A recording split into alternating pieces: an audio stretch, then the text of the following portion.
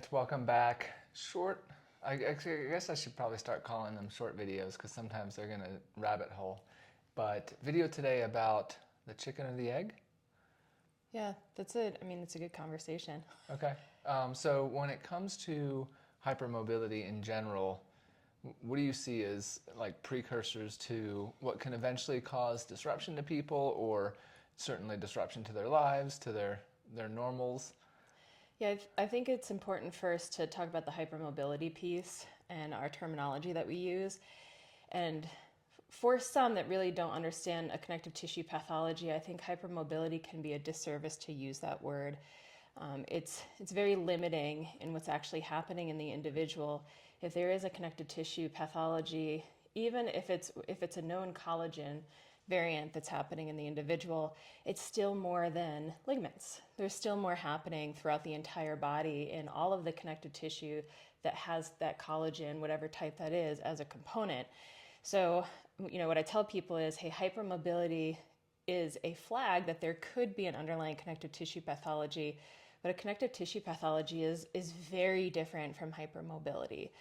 So I like to get that out there first to explain, connective tissues are really this all-encompassing, head to toe possibilities of what might be happening in someone's body, and hypermobility could be there for sure. So it seems like, whereas even people like me, I know myself, even like yesterday, I would talk about like the umbrella of hypermobility, but that's even a little bit too narrowing if we're talking like language that like it's a hyper system ability or some like new word or I different. think, yeah, I think a connective tissue disorder is an appropriate term to be using. It encompasses what is happening at the level of the connective tissue or even extracellular matrix dysfunction. I think we can toss those around back and forth a little bit, which we can talk about a little bit when we talk about chicken or the egg. Yeah. And I think the important thing to understand about connective tissue is that we do have this misconception. Not all of us. I think a lot of patients have done a lot of studying on this, and specialists and people that are just interested in how different systems work with each other. But connective tissue is actually our filter mechanism for our body. So, it is the extracellular matrix. I'll define that just very briefly in a moment. But when you have a connective tissue disorder, what it comes down to is your filtering system that's responsible for really taking in your environment, figuring out what to do with it, and then filtering it back out. Either you are born with an inherent, insufficiency in your filter system, or you can have a condition that causes you have to have difficulty filtering your filter. So it's, and that's where I tell people it's not necessarily that we're seeing more people with connective tissue pathologies.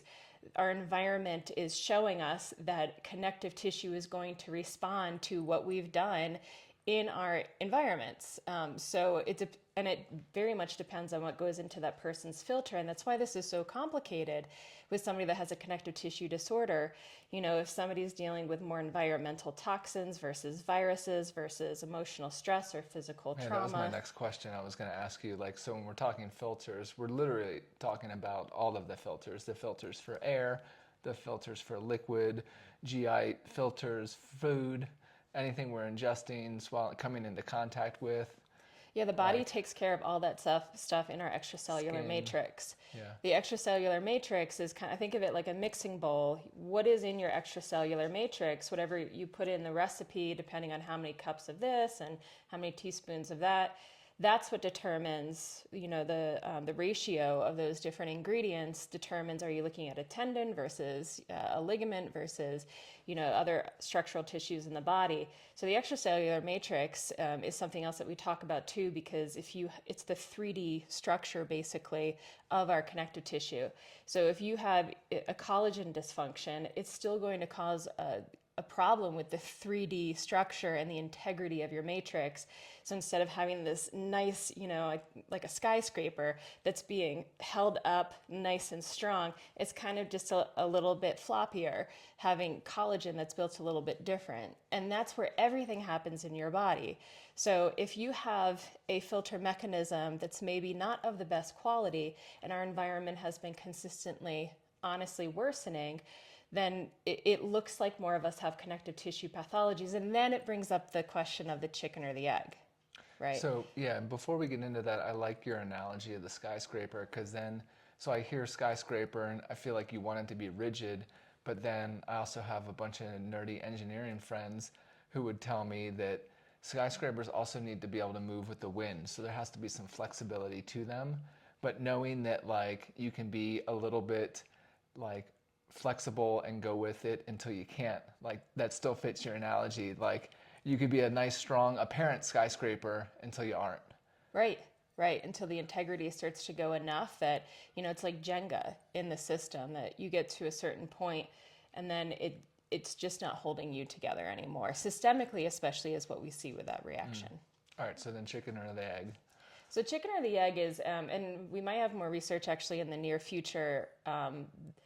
Like we're not going to have research that proves anything yet, right? Like we know that collagen is a component of some of the types of EDS that we already know about. And that really is, I don't know what the chicken or the egg is, but it's going to be one of them, the chicken or the egg.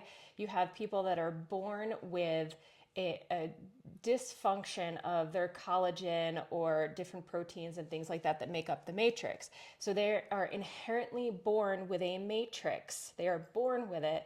The matrix is not as stable. It's not as, Robust. yeah, it's not as robust. It's just the filter doesn't filter great, right? So, and the problem is over time, and this is where I'm not trying to say everybody's connective tissue disorder is not progressive, but again, understand that for those that are born with an inherent filter problem, the more that you jam up in that filter, the more it will make the filter not run correctly, your connective tissue. So that's where we see progressive presentations is if we haven't gone back and actually helped somebody clean out the filter, help them deal with the things that they've been exposed to in the past. And it's very, very difficult because it's a very individualized type of medicine. But we have those individuals that are born with filters that do not filter well. And those are the people, well, everybody in this world, but especially those, that's the canary in the mine shaft, is that we just do not interact great with our environment. Whether we're talking about physical activity and yes, the ligament laxity, but also systemically as well. We just struggle a little bit more and we will need more support. You can figure these things out with a provider, a specialist, if they understand how this filter system works and find an individualized plan for you that allows you to clean out your filter and give you all the tools from here until hopefully we don't have to figure out new tools, but I'm sure there'll be some that come out. Sure. But what are the things that help you in supporting your connective tissue, your filter, to clean things out and then keep you managed for the rest of your life? So Gotcha. what I tell people is I think that we can bring a lot of people into remission. However, this isn't a curative thing. We can bring people into remission, but again, our filter system, if we're inherently born with a filter system that is struggling a little bit and our environment is not going to be getting better for quite some time, then we're going to have to learn these things that help continue to bring us into remission. I've worked with people that feel so much better, but I warn them, I'm like, please don't be upset with yourself after doing all of this work and then you get a virus. Like we can't prevent everything from happening. Sure. Because even doing so well, you can still have a slide back because again, we can't change what you were inherently born with, but we can give you the tools to treat it quicker, treat it probably more efficiently, and hopefully bring you back into remission a whole lot quicker. So if that's one side of being born with, then what's the other side of it? So the other side of it, and like rabbit holes are my thing, right? And I'm not going to go down a lot of rabbit holes here. So we'll talk about this at another point with like science and articles and things like that. But I think this is a huge rabbit hole, right? And this is all, it's just analyzing different data. We don't have anything that's proved yet.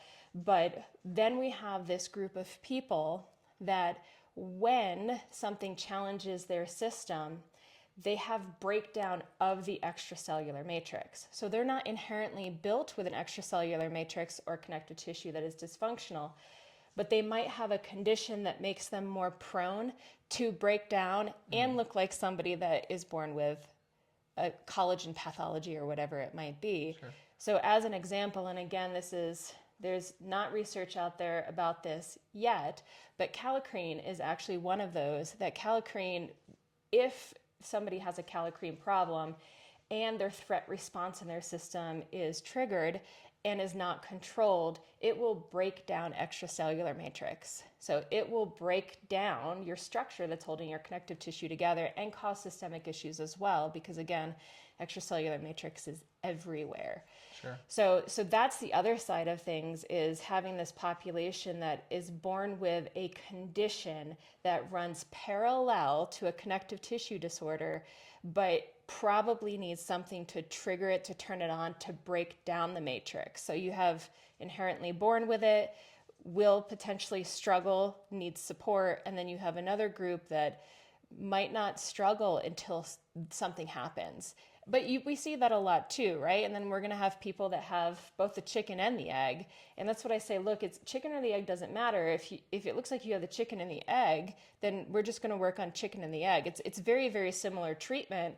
If you have a condition where your matrix will break down because of genetics, it's the same thing. We have to figure out, well, it'd be great if we could have those genetics. Right. But then what is the thing that triggered this to happen? What triggered it to break down the matrix and the connective tissue? And then how do we reset you back to a baseline? And then how do we give you the tools to work from there?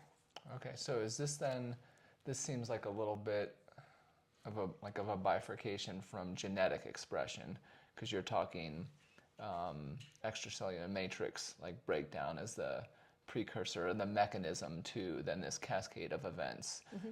Genetic expression, probably something to talk about another time. Yes. Yeah, okay. Yeah. All right, cool. Thanks. Yeah.